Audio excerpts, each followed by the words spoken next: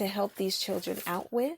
These are things that we as adults get to help them with. And it's our responsibility to do so. Okay, I think that's what I really want to say. This is our responsibility to do so. So what about stop daydreaming? Now, I used to daydream all the time when I was a child, but I was never diagnosed with epilepsy. It was just my place, to do some, go ahead and be a singer in my mind or whatever. Then the other thing, where people laugh, ha, ha, ha. Did you see that? What's wrong with him? And the reason why I put that one there is when I start to talk about different ways that we can actually look to try to identify if someone is having a seizure, it's not always what you think. Okay, so hold on for that. But let me finish with this one. Oh my goodness, that child is sure clumsy, right? There's all type of labeling that happens. So-and-so is acting different. What is going on at home, right? Then sometimes, people can start to assume what's wrong with them. Oh, I wonder if something's got to be going on in the house. What in the world, right? So we should never assume. It's a good thing for us to start to ask. And I always say that when it comes to the school, the parent partnerships, being able to speak to that parent, because the parent may not know. Maybe maybe the child is having this seizure activity in the school setting. Maybe these seizures are taking place while they are asleep, right? That's another thing. We just don't know, but we sure do need to find out. What's the other thing? These parents, see what they are doing to their children. Parents, I'm sorry. Sometimes you do get a bum rap. I'm sorry. I'm sorry about it. I know you try. I know you're just sometimes trying to do the best that you can. And if you're not, hopefully you'll start, okay?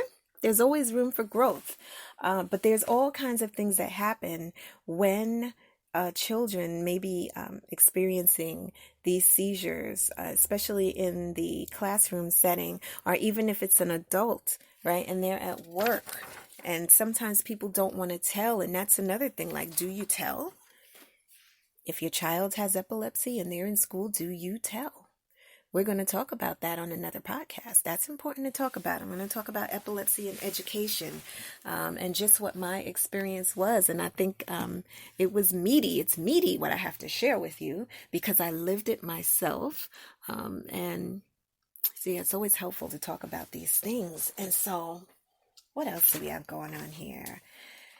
Epilepsy. So we've discussed what it is. We've looked at some of the stigmas. We've said that it's not contagious. Like, you can't catch epilepsy from touching people. 1 in 20 children are affected by epilepsy. 1 in 10 people will have a seizure in their lifetime. Is that to scare you? Absolutely not. It's just to say, if it happens, I really don't want you to feel like it's the end of the world. It is not. It's not the end of the world. You will need to get support. You will need to be supported.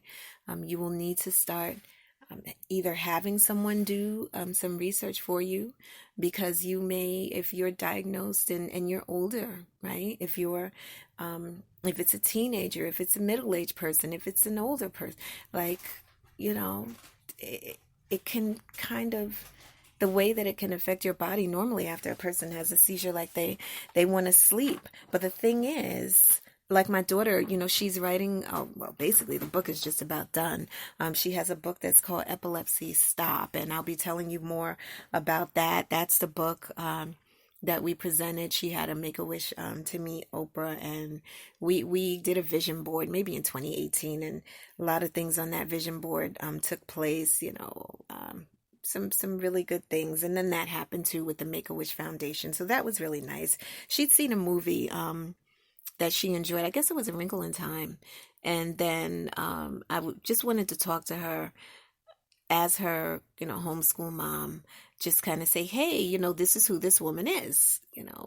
I used to watch her back in the day, or whatever it is, and kind of share some of her accomplishments and her struggles, right? Because I just like the pursuit of happiness and things like that. Well, like sometimes when people have these struggles and they push past it and they make it. And so that's what happens with a lot of people with epilepsy. So my daughter wrote the book, and she was even talking about, like, if you're a child and you want to be able to do certain things, and sometimes you may say, well, I can't go out and I can't play. But when you can go out and play, if it's a child, then go on out and play and have a ball, have a really good time with it. And then sometimes in the summertime, right? Summertime for a lot of people with epilepsy is a whole lot different for those who don't have it, because the heat sometimes also can be a trigger. Right? So we talk about triggers. Those are the things that oftentimes can bring a seizure on. Not enough sleep. Sleep deprivation is a huge one, right? It's not the only one, and it's not for all people, right?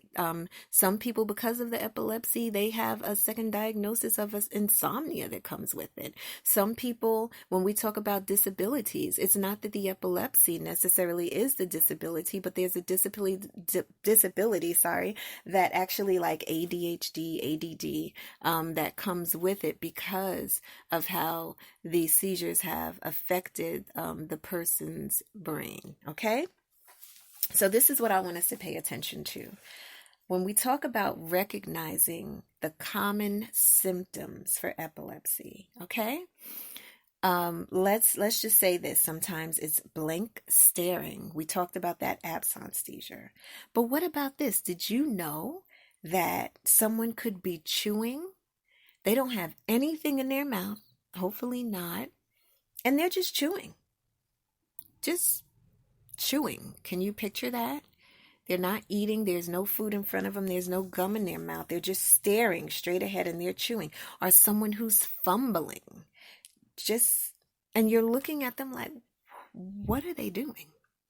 Why are they doing that? If it looks different to you, it's enough to pay attention to. That's what I want to say. If it looks different to you, if something seems a little different, a little off, or what have you, pay attention to that. Don't ignore that. If you see it in your child or in anyone else. I wanted to do some workshops with the security staff in the school setting, right? Why did I want to do that? Because sometimes wandering is another common symptom. Maybe the child says, Miss So-and-so, Miss Strawberry, I'd like to go to the bathroom. And, they get the little, I don't know if they use the clothespin in the school that your child goes to, but they give them something, the big block. They used to give us that big block with the chain on it back in the days. And you send the child, but the child is on their way to the bathroom, and all of a sudden, maybe they start to have a seizure, and they can walk. All right. And so they're walking, but in a completely different direction. Now, if the security person or other staff members have not been trained to know that every seizure does not look the same. So let's not assume that every child has a tonic-clonic where they're going to, look like they're clenching and release and clench, like that. They don't all look the same. And so it could be a child just wandering, and instead of startling them, yelling at them, who knows, pushing them up against a wall, who knows, to check in with that, are you okay?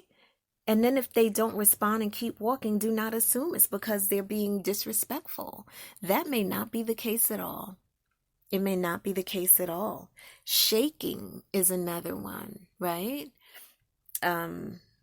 I think that's the first one I saw, like when my daughter had that first seizure that morning, and I was kind of like, what's going on? And she responded, oh, mommy, I do that when I'm cold, but she didn't even really know what had happened.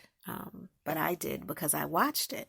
And so they could be shaking, confused speech. And listen, just because I'm This doesn't have to be a seizure, like if someone has these things happen. But I'm going to say this again, it's something to pay attention to. We must pay attention when we see something that just does not seem like it's the ordinary thing that our loved one, our friends, or someone is doing. We just need to ask. Just pay attention and ask. Okay. With that thought in mind, you can still thrive even with an epilepsy diagnosis. And this was one of my favorite parts of the workshop, because I put up the slides of these people, and it's not, it's not anything that, there's no HIPAA regulation. This is on social media. Like Danny Glover, right? Did you know he's such an awesome actor? Awesome actor, was diagnosed. Prince was diagnosed with epilepsy also. It's on social media. If you look it up, take a moment to look it up.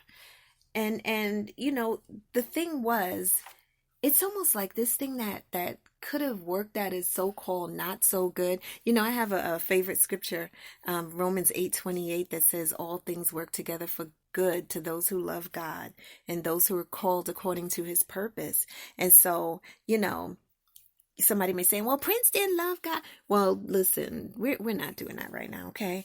What I'm saying is that this man had a creative ability that came because of the fact that he was bullied, and the other children knew that he had epilepsy, and regretfully, instead of them being good friends and saying, hey, wow, like my daughter's friend, it's in her book, he came over one day, and they were talking, and, she says, oh, I'm writing a book. And he's like, oh, what's your book about?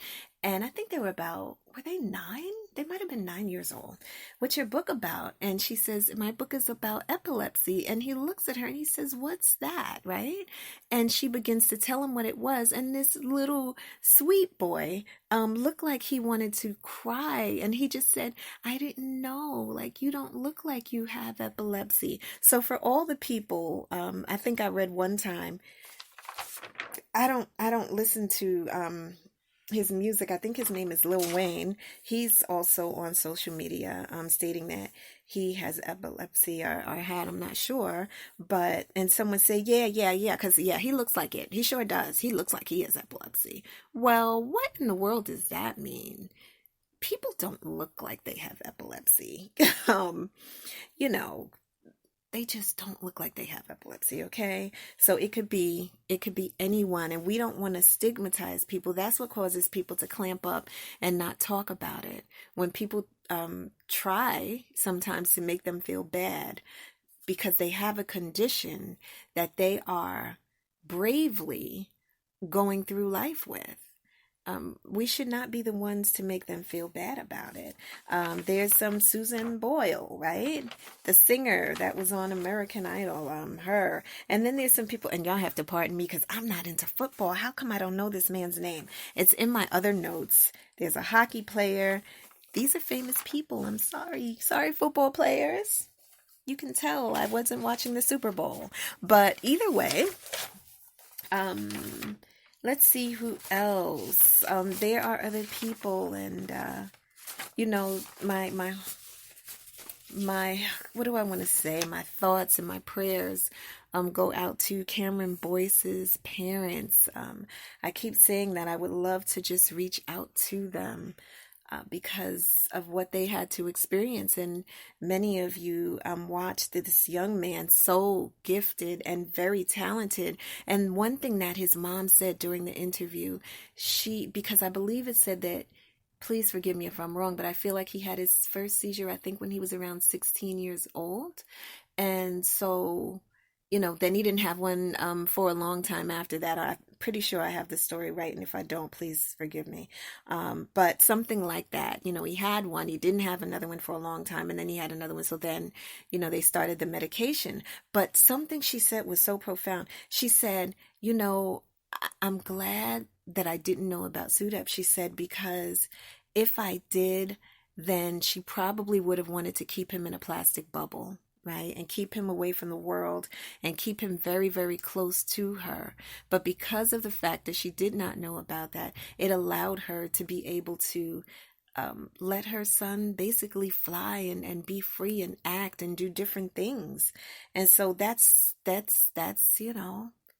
yeah, it's definitely to be celebrated. And so I think about that for caregivers and parents, how sometimes some of us do feel that way. Like, my child is being bullied or whatever it is. And so let me just keep them very, very close to me. But there are also times when we need to find